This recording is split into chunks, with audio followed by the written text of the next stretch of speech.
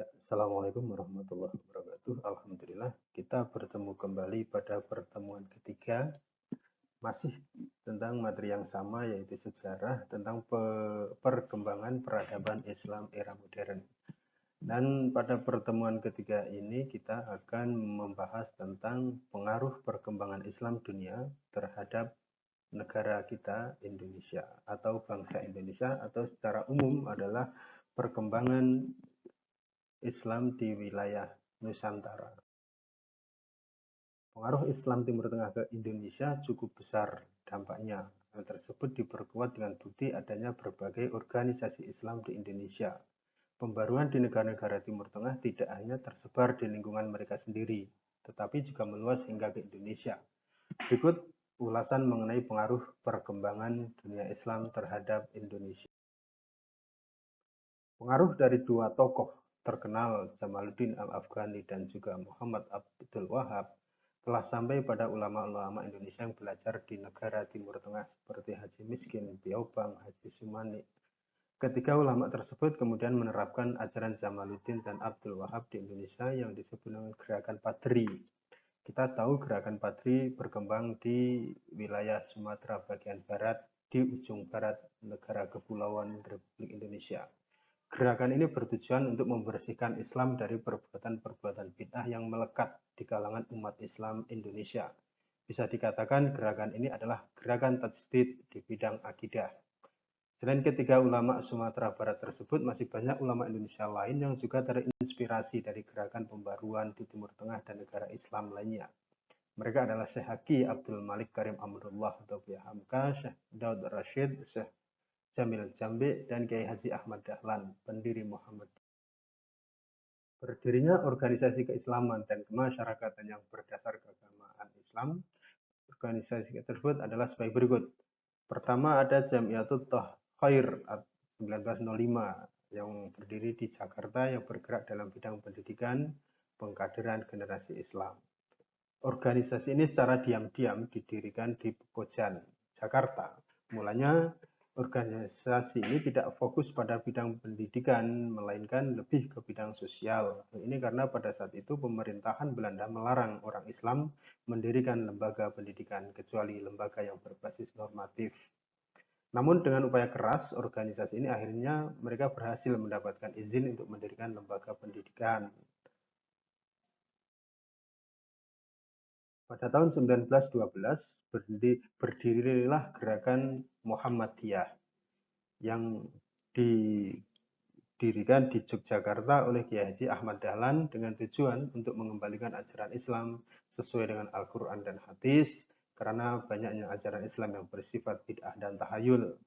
Organisasi Muhammadiyah didirikan oleh Kiai Haji Ahmad Dahlan di Kampung Kauman, Yogyakarta pada tanggal 18 November 1912. Perserikatan Muhammadiyah didirikan untuk mendukung usaha Kiai Ahmad Dahlan memurnikan ajaran Islam yang menurut anggapannya banyak dipengaruhi hal-hal mistik.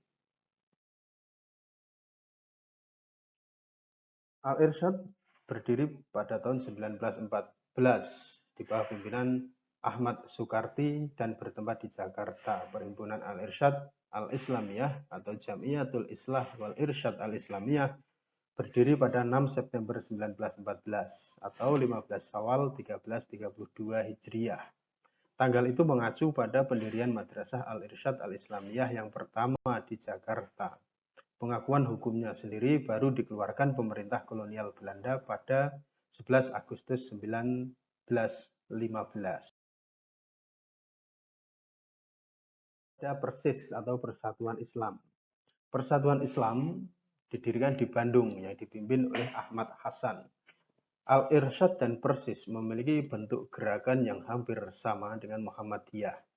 Persatuan Islam, disingkat Persis, adalah sebuah organisasi Islam di Indonesia. Persis didirikan pada 12 September 1923 di Bandung oleh sekelompok Islam yang berminat dalam pendidikan dan aktivitas keagamaan yang dipimpin oleh Haji Zamzam dan Haji Muhammad Yunus. Pada tahun 1911 muncul organisasi yang bernama Syarikat Dagang Islam. Syarikat Dagang Islam ini dipimpin oleh Haji Saman Hudi di Solo yang bergerak di bidang ekonomi dan keagamaan. Namun kemudian ikut berubah menjadi PSII atau Partai Serikat Islam Indonesia pada tahun 1929.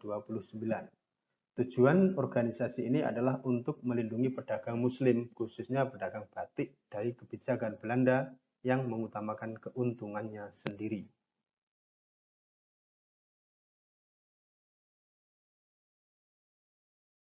Jamiah Nahdlatul Ulama atau biasa disingkat dengan nama NU yang didirikan oleh Hadratus Syekh Kiai Haji Hasyim Al-Asy'ari pada tanggal 13 Januari 1926.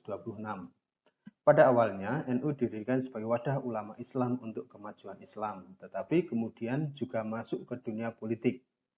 Nahdlatul Ulama sebagai jamiah diniyah adalah wadah bagi para ulama dan pengikut-pengikutnya yang didirikan dengan tujuan untuk memelihara, melestarikan, mengembangkan, dan mengamalkan ajaran Islam yang berhaluan Ahlus Sunnah wal Jamaah dan menganut salah satu mazhab 4, masing-masing adalah Abu Hanifah, Imam Malik bin Anas, Imam Muhammad bin Idris Asy-Syafi'i, dan Imam Ahmad bin Hambal, serta untuk mempersatukan langkah para ulama dan pengikut-pengikutnya dalam melakukan kegiatan yang bertujuan untuk menciptakan kemaslahatan masyarakat, kemajuan bangsa, dan yang ketinggalan harkat dan martabat manusia.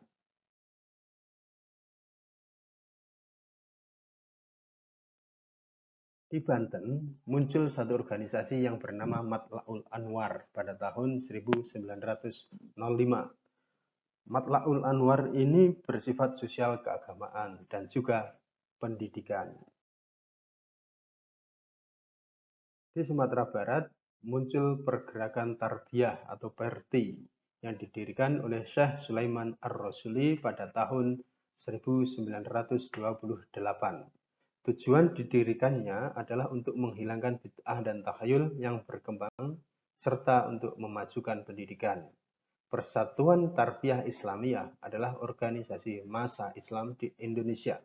Cikal bakal organisasi ini berawal dari Persatuan Madrasah Tarbiyah Islamiyah yang didirikan oleh Syekh Sulaiman Ar-Rasuli pada 5 Mei 1928 di Canduang, dan dalam perkembangannya sempat menjadi partai politik bernama Partai Islam Perti.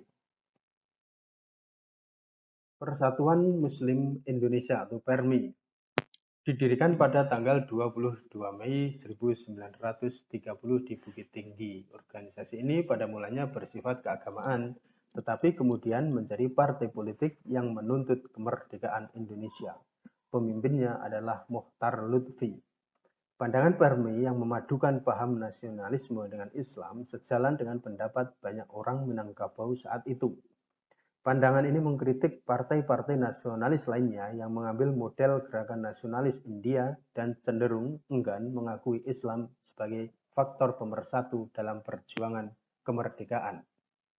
Menurut mereka, di dalam negara yang 90% Muslim, ketakutan mengambil asas Islam ibarat harimau takut masuk rimba atau air menolak mengalir ke laut.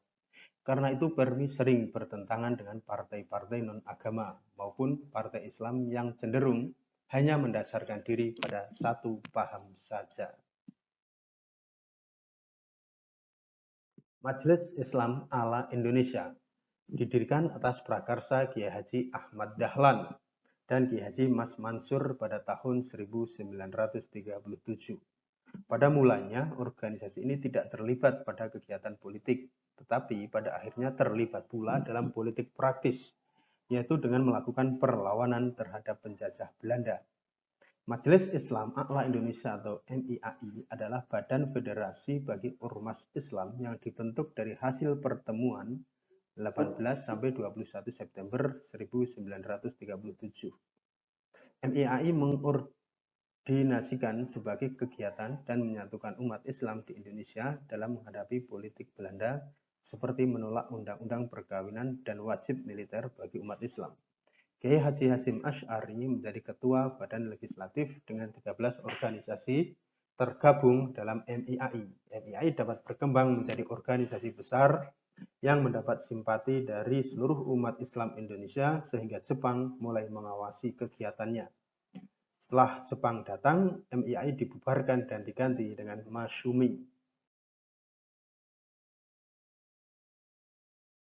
Dari berbagai organisasi Islam yang ada di Indonesia tersebut, dapat kita lihat bahwa organisasi-organisasi Islam bergerak dalam bidang kemajuan pendidikan dan untuk memajukan Islam, serta cita-cita untuk mencapai Indonesia merdeka, sehingga banyak yang kemudian memasuki dunia politik agar dapat menyebarkan pemikiran-pemikiran Islam dengan lebih baik.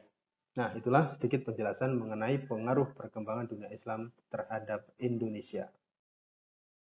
Demikian akhir dari penjelasan pada pertemuan ketiga kali ini pada RPP 3 tentang pengaruh peradaban Islam dunia terhadap negara kita Indonesia tercinta.